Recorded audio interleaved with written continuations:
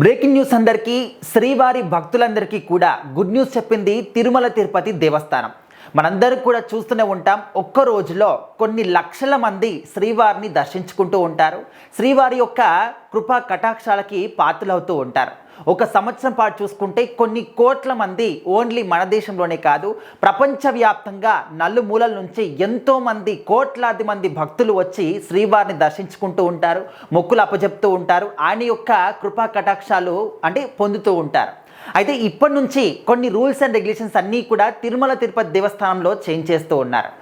ఒక్క రోజులో లక్షలాది మంది భక్తులు తిరుపతికి రావడం వల్ల వెయిటింగ్ హాలల్లో చాలామంది కూడా కొన్ని గంటల పాటు వెయిటింగ్ చేస్తూ ఉంటారు. అయితే వాళ్ళకి అన్నప్రసాదాల్ని ఎప్పటికప్పుడు చేరవేస్తూనే ఉంటారు. కానీ ఎక్కువగా రద్దీ ఉన్నటువంటి ఆ రోజులలో వాళ్ళకి అన్నప్రసాదాలు ఇవ్వాలన్నా లేకపోతే పానీయాలు ఇవ్వాలన్నా కూడా సేవ చేసే వాళ్ళకి కూడా చాలా ఇబ్బంది అవుతూ ఉంటుంది. వాళ్ళందరూ కూడా ఒకేసారి గుమిగూడడం కావచ్చు, ఒకేసారి ఎగబడడం కావచ్చు, అందరికి కూడా అన్నప్రసాదాలు ఇవ్వడానికి కూడా ఇబ్బంది కావడం కావచ్చు.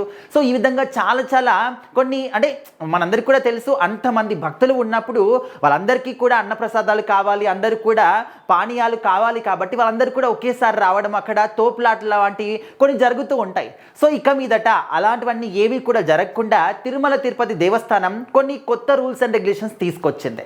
ఏంటంటే ఇప్పటి నుంచి ఆ ఫుడ్ని సేవకులే వచ్చి ఇవ్వాలి, వాళ్ళే అందరికీ అందించాలి, ఈ విధంగా కాకుండా మెషినరీ తీసుకొచ్చారనమాట.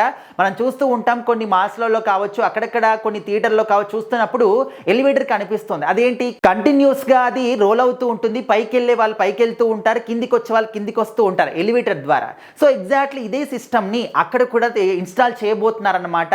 వెయిటింగ్ హాల్లలో ప్రతి ఒక్క వెయిటింగ్ హాల్ని కనెక్ట్ చేసుకుంటూ ఈ యొక్క ఎలివేటర్ లాంటి యొక్క సిస్టమ్ అనేది అక్కడ ఇన్స్టాల్ చేస్తున్నారనమాట. దాని ద్వారా ఏంటంటే ఇక్కడ ఎలివేటర్ మనకు స్టెప్స్ లాగా ఉంటుందన్నమాట, పైకి వెళ్తాం కిందికి వస్తాం. కానీ అదేంటంటే కంటిన్యూస్గా స్లోప్గా ఉంటుందన్నమాట, అది రోల్ అవుతూ ఉంటుంది. దానిపైన అన్నప్రసాదాలు కావచ్చు లేకపోతే పానీయాలు కావచ్చు పెడతా ఉంటే వాటన్నిటినీ కూడా భక్తుల దగ్గరికి అది రోల్ అవుతూ ఉంటుంది. అవన్నీ కూడా భక్తుల దగ్గరికి వస్తూ ఉంటాయి. వాళ్ళు ఎవరికి ఇష్టం వచ్చిన వాళ్ళు తీసుకొని వాళ్ళు తినడం కావచ్చు లేకపోతే తాగడం కావచ్చు చేస్తూ ఉంటారు. సో ఈ విధంగా ఆల్రెడీ ఒక ప్రయోగం అయితే చేశారనమాట, అది సక్సెస్ఫుల్ అయిందని చెప్పేసి చెప్తూ ఉన్నారు. సో ఇంకా అన్ని వెయిటింగ్ హాల్లో కూడా ఈ యొక్క సిస్టమ్ని ఇన్స్టాల్ చేయబోతున్నాము. సో ఇంకా అక్కడ భక్తులకి ఇబ్బంది కాకుండా, అదేవిధంగా సేవకులకి ఇబ్బంది కాకుండా ఈ యొక్క సిస్టమ్ అనేది చాలా అద్భుతంగా పనిచేస్తుంది అని చెప్పేసి వాళ్ళు ముందుగా ప్రయోగాత్మకంగా ట్రై చేసిన తర్వాతనే ఈ యొక్క నిర్ణయం తీసుకున్నట్టు తెలుస్తుంది అనమాట.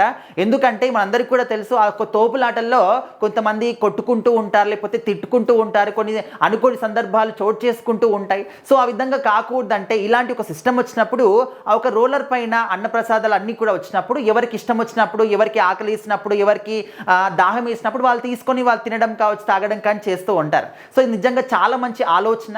సో మరి తిరుమల తిరుపతి దేవస్థానంలో ఇకపైన ఎన్ని గంటల పాటు వెయిట్ చేసినప్పటికీ కూడా వాళ్ళకి ఆకలి కానీ లేకపోతే దాహం కానీ ఇవన్నీ ఏది కూడా ఉండదన్నమాట.